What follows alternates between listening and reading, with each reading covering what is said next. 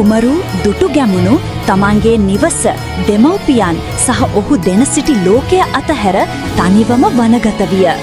සුළඟ සහ පක්ෂීන් පමණක් ඔහුගේ නම දැන සිටි ගැඹුරු වනාන්තර මැදින් ඔහු ඇවිද ගියේය. රාත්‍රියේදී ඔහු උස් ගස් යට නිදාගත්තේය. පොළව ඇඳ ලෙසින්ද අහස එකම වහලේ ලෙසින්ද යොදා ගනිමිනි. සමහර රාත්‍රීවල දුම් ඉවෙන් පසුපස එන සතුරන්ට බියෙන් ඔහු ගිනිදල් වන්නට එඩිතර වූයේ නැත. එහෙත් සෑම දුෂ්කරතාවයක් තුළින්ම ඔහුගේ හදවත එකම පොරොන්දුවක් මුමුණු වේ. සුදුසු කාලය පැමිණි විට මා නැවත එනවා. දින ගණනක් සැරිසරීමෙන් පසු කුමරු අමතක වූ කඳුකර ගම්මානයකට ළඟා විය. එය අනතුරුවලින් ඈතට සැඟවී තිබුණි. කරුණාවන්ත ගොවියෙකු ඔහුට ආහාර, නවාතැන් සහ ආරක්ෂාව ලබා දුන්නේය. එම තරුණ සංචාරකයාගේ සැබෑ අනන්‍යතාවය කිසිදා නොදැන සිටියේය. ඒ නිස්කලංක ගම්මානයේ කුමරු සරල ගැමියෙකු ලෙස ජීවත් විය.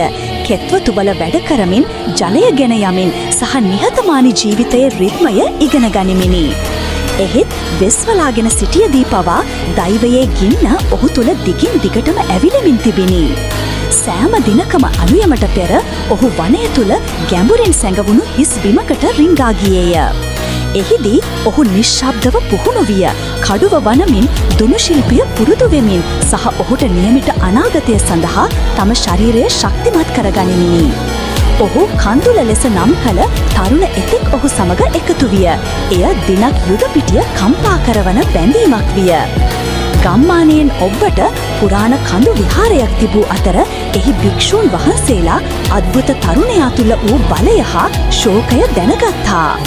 ප්‍රඥාවන්ත වැඩිහිටි භික්ෂුව ඔහුට විනය, ඉවසීම සහ කරුණාව පිළිබඳ ඉගැන්වීම් සමග මඟ පෙන්වීය.